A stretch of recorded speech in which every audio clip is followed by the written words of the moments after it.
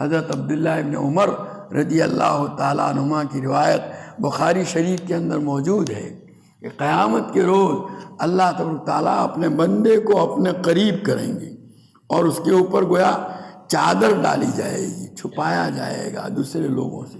میدان حشر میں جیسا کہ ابھی میں نے کہا ساری کائنات موجود ہوگی، سب انسان موجود ہوں گے۔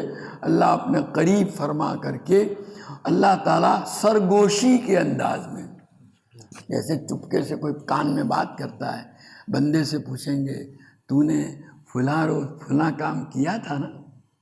اب ظاہر ہے اس کے سامنے وہ کام آئے گا اور وہ اس کا انکار نہیں کر سکے گا، وہ اقرار کرے گا، جی باری تعالیٰ میں نے کیا تھا۔ باری تعالیٰ پھر پوچھیں گے فلاں روز تو نے یہ حرکت کی تھی نا؟ تو وہ اقرار کیے بغیر چارہ نہیں۔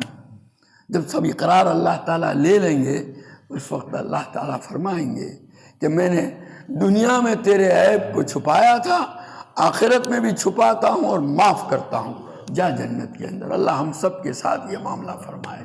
لیکن بھائی جب ہم یہ چاہتے ہیں کہ اللہ ہمارے ساتھ یہ معاملہ فرمائے تو ہمیں بھی چاہیے کہ اللہ تعالیٰ ہم سے جو چاہتے ہیں کہ اللہ کے بندوں کے عیبوں کو ہم چھپائیں تو ہمیں اس کا اہتمام کرنا چاہیے۔ اللہ تعالیٰ مجھے اس کی توفیق اور سعادت عطا فرمائے۔